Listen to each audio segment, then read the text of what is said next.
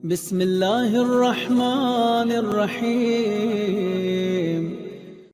پروردگار آپ تمام حضرات کو اس زمین پر بھی اور دار آخرت میں بھی ہمیشہ نسیم بہشت میں زندگی بسر کرنے کی توفیق عطا فرمائے، نسیم بہشت میں سانس لینے کی سعادت عطا فرمائے۔ اب بہشت کی محفل ہو تو وہاں قرآن کے علاوہ تو کوئی گفتگو ہی نہیں ہوگی، بس یہ ہے کہ کوئی قرآن صامت پڑھ رہا ہوگا، کوئی قرآن ناطق کو سن رہا ہوگا۔ اس وقت بھی میں نے آپ حضرات کی خدمت میں ایک سورہ قرآنی کی تلاوت کی۔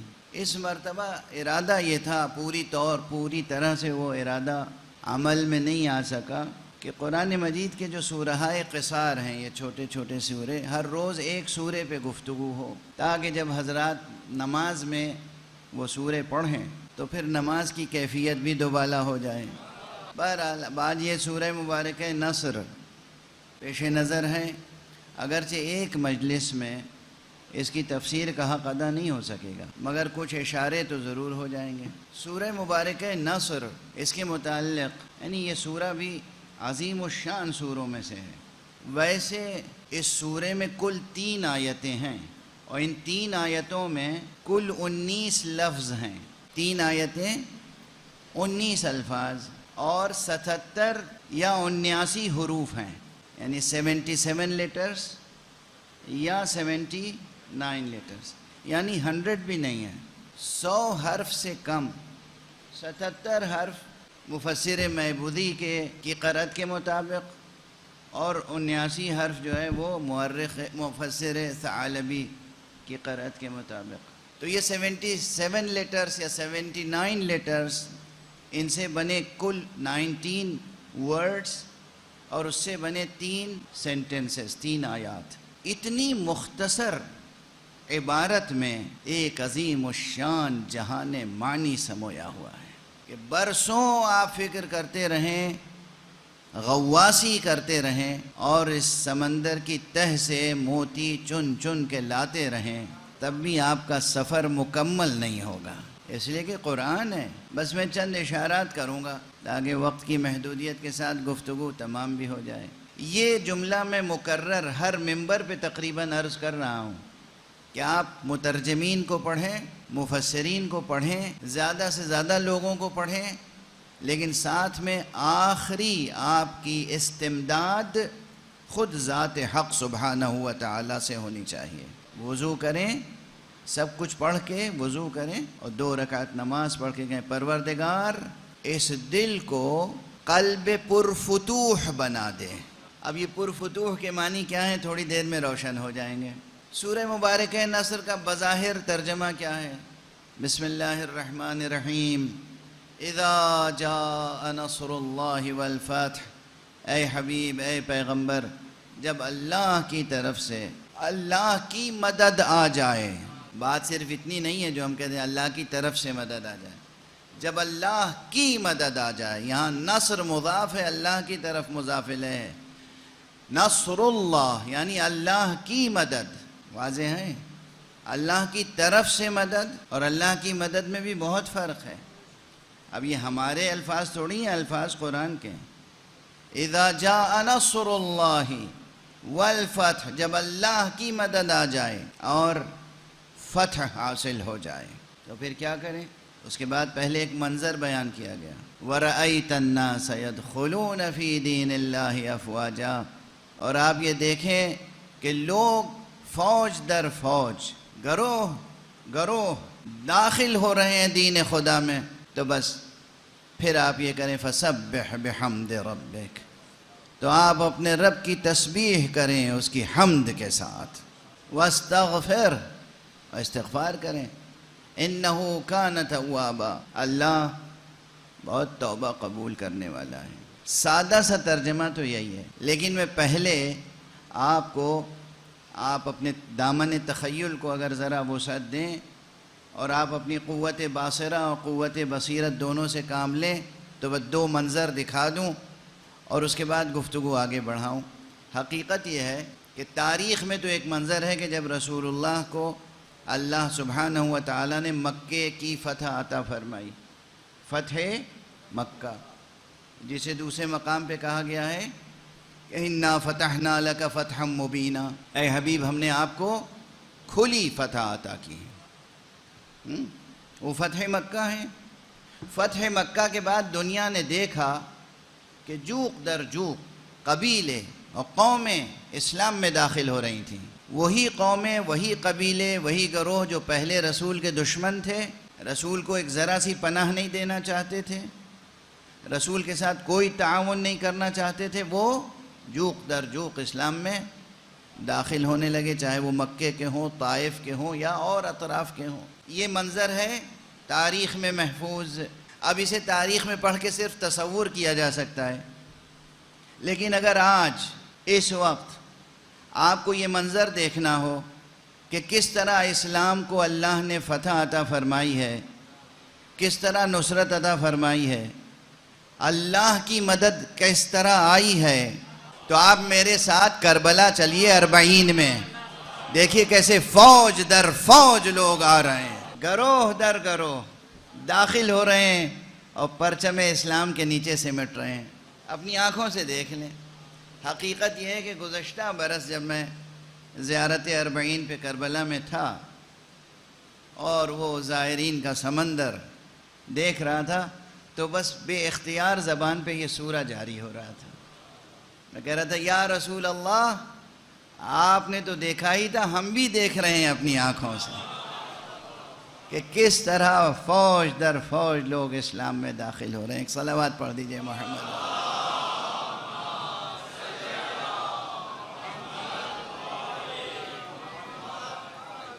زیارت آقا ابو عبداللہ الحسین علیہ السلام کے لیے آنا یہ معمولی طور پر اسلام میں داخل ہونا نہیں ہے۔ وہ کلمہ پڑھ کے جان بچا لینے والا اسلام اور ہے، اور آقا حسین کے پرچم کے نیچے آ کے اللہ کی راہ میں قربانیاں دینے والا اسلام اور ہے۔ ان کو جاؤ، ان کو جاؤ، بہت فرق ہے، بہت فرق ہے۔ اس سورہ مبارکہ کے شان نزول کے تعلق سے بھی اب میں کیا عرض کروں، ماشاءاللہ علماء تشریف فرمائیں، کثر اللہ امثالہم، پروردگار ان کے توفیقات میں اضافہ فرمائیں اور ان جیسے اور علماء ہمارے معاشرے میں پیدا ہوں جو علم و عمل کا نمونہ بنیں اور معاشرے کی تربیت کریں۔ تو ان حضرات کی موجودگی میں عرض کر رہا ہوں کہ جب آپ مطالعہ کریں گے اسلامیات کا، کوئی ایسا مسئلہ نہیں ہے جس میں ماشاءاللہ اختلاف نہ ہو، کوئی مسئلہ ایسا نہیں ہے جس میں اختلاف نہ ہو۔ اب مثلا مشہور یہ ہے کہ یہ سورہ مبارکہ نصر مدنی ہے، مگر مفسرین میں اختلاف ہے۔ ایک قول ضرور ایسا موجود ہے کہ وہ کہتے ہیں مکی ہے، مکی ہے۔ تو اب اختلاف ہو گیا مکی ہے یا مدنی ہے۔ حق یہ ہے کہ مدنی ہے۔ جنہوں نے مکی لکھا ہو سکتا ہے اس سبب سے لکھا ہو کہ یہ واقعا نازل ہوا ہے مکے میں، لیکن ہجرت کے بعد نازل ہوا ہے۔ تو جو علوم قرآن کی اصطلاح ہے اس میں ہجرت سے پہلے نازل ہونے والی آیتوں کو مکی کہا جاتا ہے، ہجرت کے بعد نازل ہونے والی سورتوں اور آیتوں کو مدنی کہا جاتا ہے، چاہے وہ مدینے میں نازل نہ ہوئی ہوں۔ تو یہ ایک اصطلاحی مسئلہ ہے۔ اب بعض روایتوں میں ہے کہ یہ سورہ نازل ہوا منا میں، حج آخر میں، وہی حجۃ الوداع، اس موقع پہ نازل ہوا۔ ایک خصوصیت اور اس سورہ کی ہے، اور وہ یہ ہے کہ یہ سورہ مبارکہ مختصر ہونے کے باوصف ایک مکمل سورہ جو آخری سورہ ہے جو حضور پہ نازل ہوا وہ یہی سورہ نصر ہے. اس کے بعد کوئی سورہ نازل نہیں ہوا. اس کے بعد آیت نازل ہوئی جو دوسرے سورے میں ہے، لیکن مکمل سورہ نازل نہیں ہوا. تو یہ تو تفسیری نکات ہیں معلومات سے متعلق. جو حضرات گہرا تفسیری ذوق نہیں رکھتے ان کے لیے اس سورے سے متعلق دو ایک باتیں اور عرض کر دوں، اور وہ یہ ہے کہ اس کا ثواب اور اس کی تاثیر. ائمہ اہل بیت علیہم الصلاۃ والسلام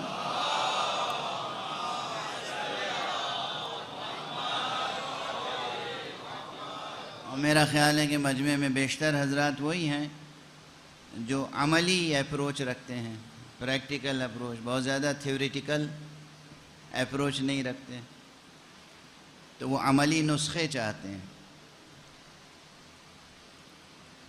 ایک تاثیر اس کی جو معتبر روایات کی روشنی میں ہے وہ یہ ہے کہ سورہ مبارکہ نصر کی تلاوت اگر نماز واجب میں کی جائے، فرض نمازوں میں،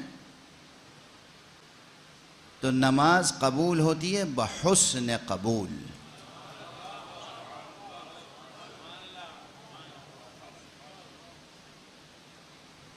فرشتے خوش ہوتے ہیں یہ سورہ سن کے، نماز قبول ہوتی ہے بحسن قبول، یعنی اس میں ثواب زیادہ ملتا ہے. اچھا، ثواب سے مراد ثواب اخروی تو ہے ہی ہے، لیکن اس دنیا میں بھی انسان کو سرفرازی نصیب ہوتی ہے. یعنی جب انسان نماز میں سورہ نصر پڑھتا ہے تو اس انسان کی زندگی میں بھی اللہ کی مدد شامل حال ہو جاتی ہے. یہ معمولی بات ہے.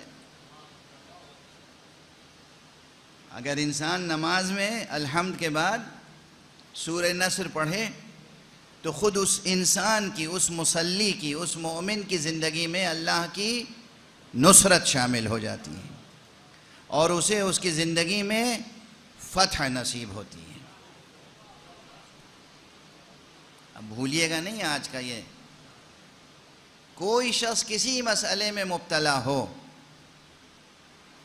کوئی مشکل ہو، اقتصادی مشکل ہو، کاروباری مشکل ہو، اخلاقی مشکل ہو، دشمن ہو کوئی آپ کا، حاسد ہو، آپ نماز پڑھیں واجب، اس میں الحمد کے بعد سورہ نصر پڑھیں، یا مستحب نماز پڑھیں، 2 رکعت نماز حاجت پڑھیں کہ پروردگار مجھے حاسدوں کے شر سے بچا، پروردگار مجھے میرے دشمنوں کے شر سے محفوظ رکھ، پروردگار مجھے کاروبار میں زوال سے محفوظ رکھ.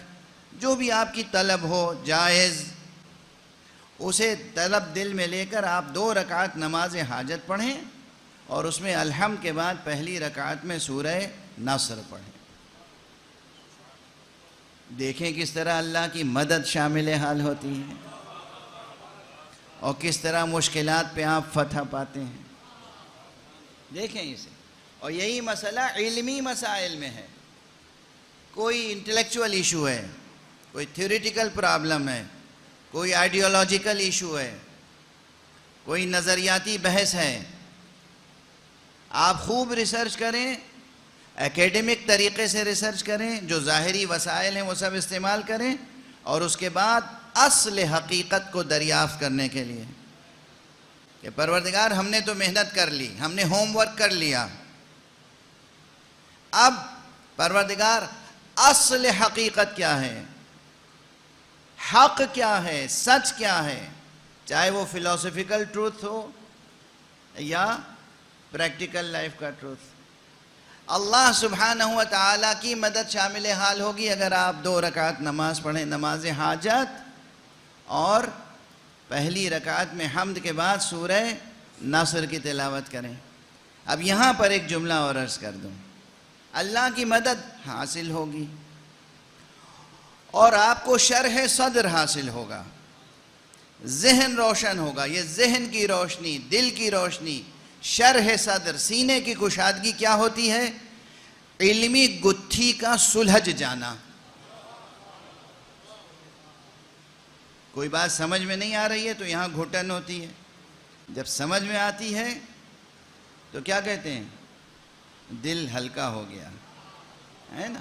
یہ دل ہلکا ہو گیا جب کوئی بات سمجھ میں، کوئی دقیق نقطہ ہے، کوئی بہت ہی پیچیدہ، کوئی بہت ہی مشکل تھیورم ہے اور سالو نہیں ہو رہا ہے، تو دل میں گھٹن ہوتی ہے، مشکل محسوس ہوتی ہے. اور جب وہ سالو ہو جائے تو دل کشادہ ہوتا ہے. محسوس کی یہ بات آپ نے؟ ذہن تک منتقل ہوئی؟ یہ جو کسی علمی مسئلے کے کھل جانے سے دل کی کلی کھلتی ہے، اسے عرفان کی اصطلاح میں فتح کہتے ہیں.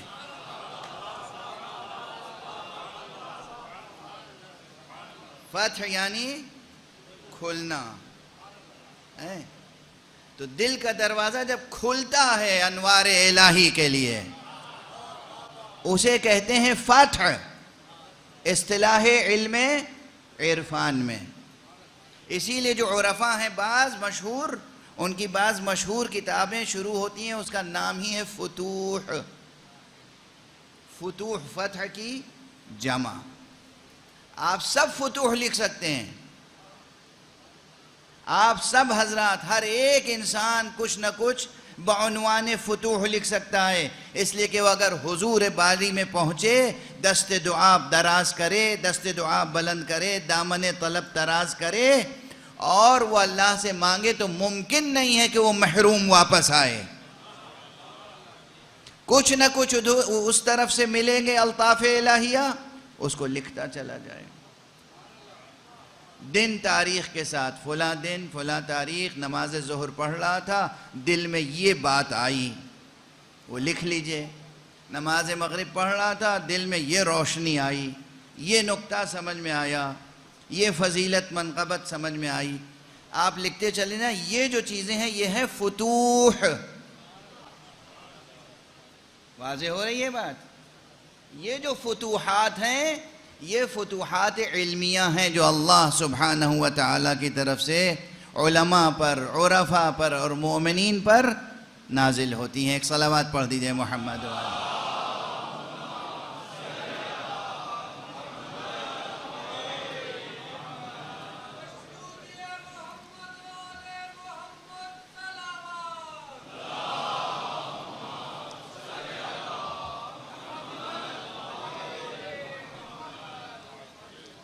آپ اسی ضمن میں یہ بھی عرض کر کے ہی آگے بڑھوں کہ یہ تو ہے نماز کے اندر پڑھنا، یعنی الحمد کے بعد کھڑے ہو کر پہلی رکعت میں سورہ نصر. روایات اہل بیت علیہم الصلاۃ والسلام میں یہ بھی ہے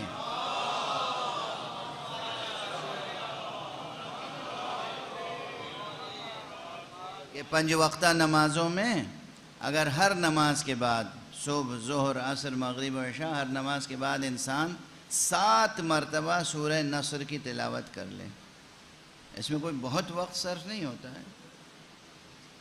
میرا خیال ہے کہ 7 مرتبہ پڑھنے میں 2.5 سے 3 منٹ لگتے ہیں، 5 منٹ نہیں، 2.5 سے 3 منٹ. 3 منٹ میں 7 مرتبہ آپ پڑھ لیں گے. آپ فرض کیجئے کہ 4 منٹ لگ گئے، 5 منٹ لگ گئے، تو 5 منٹ کیا کوئی بہت بڑا وقت نہیں.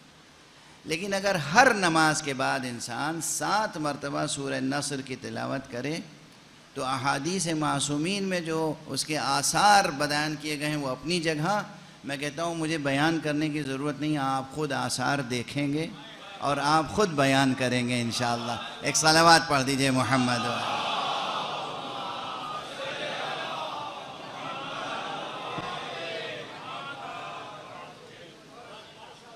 سورہ مبارک ہے، سورہ مبارک ہے نصر. یہ وہ کلیدی مقامات ہیں قرآن کے.